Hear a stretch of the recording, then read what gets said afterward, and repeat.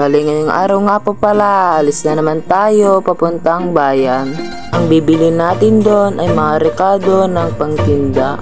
At bibili rin tayo ng mga rekadong pang takoyaki. Ito nga po pala, ipapakita ko sa inyo ang baryo ng Anilao, Bulacan. Fast forward, nakalabas na nga po kami sa kanto ng Anilao. Dahil ngayon lang po ulit ako dito nakabakasyon sa Bulacan dahil may pasok.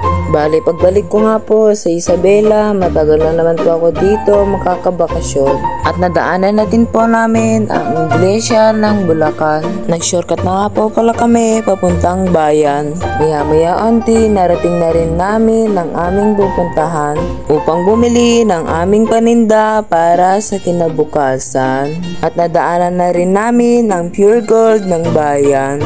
At naghahanap na nga po pala kami ng parkingan para bumili ng pagtinda. Madami nga nagtitinda ng palamig para sa ngayong tag-init. Kahit na mainit na panahon, bibili na nga po kami ng aming pangtinda. Sabi-sabi nga nila, pag may tsaga, may nilaga. Kaya sulutin na natin ang ating negosyo sa buhay. Huwag nga po pala tayo mawala na pag-asa habang masibag tayo magnegosyo. Sabi nga po nila, walang mararating ang taong tamad.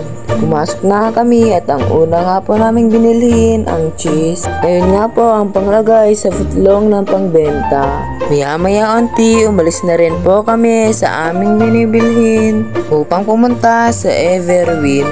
And fast forward, nandito na rin po kami sa Everwin upang bumili ng iba pang pangrekado ng footlong at takoyaki. Ang una nga po namin binilhin ang dato puti at sunod naman po namin binilhin ang asukal, ketchup at pang takoyaki.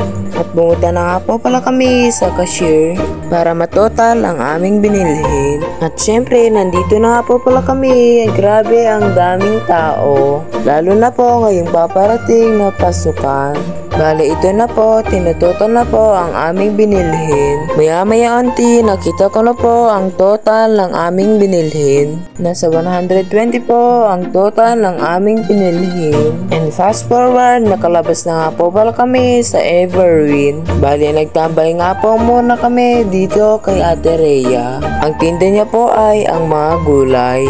At ang bait-bait niya nga po pala at nagbigay nga po siya sa akin ng talong. Sa mga bumibili nga po dyan sa bayan ng Malolos, pumunta na po kayo dito sa tindahan ni Ate Rhea para bumili. Maya-maya onti, umalis na nga po pala kami sa tindahan ni Ate Rhea. Pauwi na nga po pala kami, baka po kasi maabutan kami ng ulan. And fast forward, nag 0.6 nga po pala kami habang pauwi. Maraming salamat po sa mga nanonood ng vlog namin. Sana po patuloy nyo po kaming suportahan sa aming pag-vlog. Lalong-lalo na po sa pagpatuloy nyo pagsusuporta sa amin. Dito na po nagtatapos ang vlog namin.